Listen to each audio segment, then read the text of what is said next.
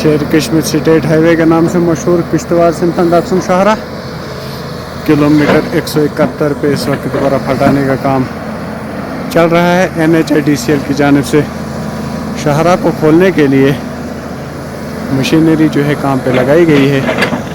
जो आप देख रहे हैं ये किश्तवाड़ सिंथन डाकसम शाहरा की तस्वीरें हैं जो आप इस वक्त देख रहे हैं।